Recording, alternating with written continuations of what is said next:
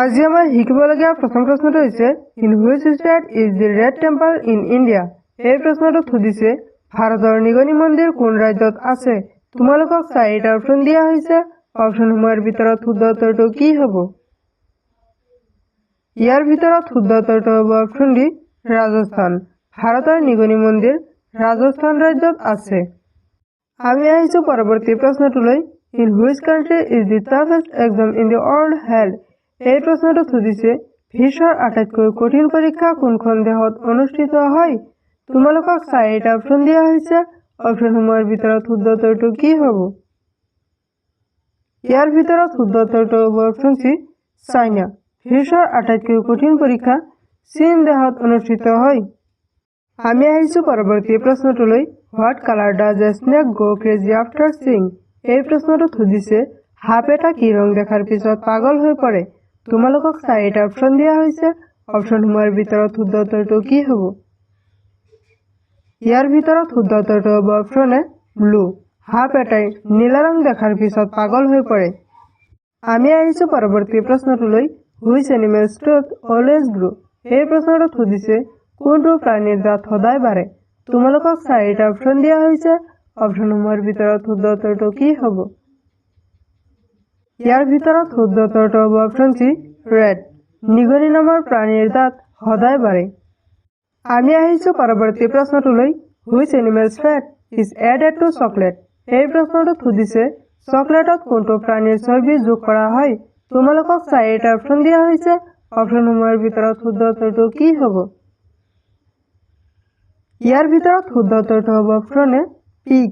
চকলেটত গাহৰি নামৰ প্ৰাণীৰ চৰ্বি যোগ কৰা হয়। আমি আহিছো পৰৱৰ্তী প্ৰশ্নটোলৈ।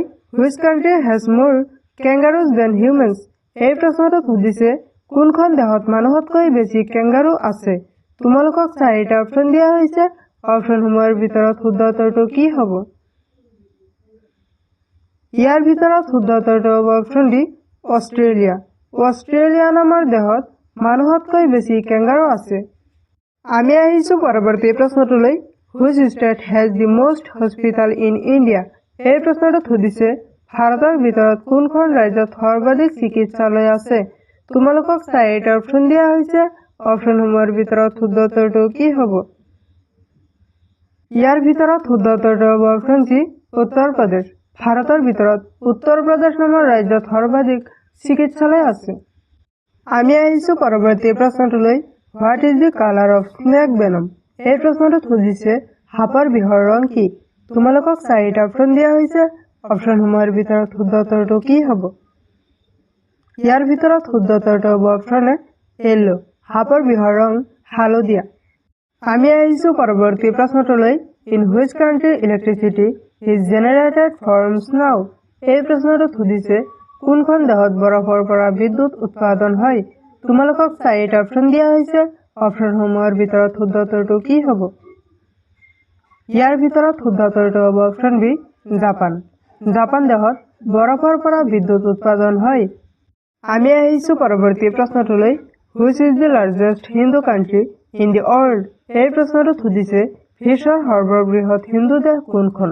তোমালোকক চাৰিটা অপশ্যন দিয়া হৈছে। অপশ্যনসমূহৰ ভিতৰত শুদ্ধ উত্তৰটো কি হ'ব? ইয়াৰ ভিতৰত শুদ্ধ উত্তৰটো হ'ব অপশ্যন এ ইণ্ডিয়া। বিশ্বৰ সৰ্ববৃহৎ হিন্দু দেশখনৰ নাম হৈছে ভাৰত।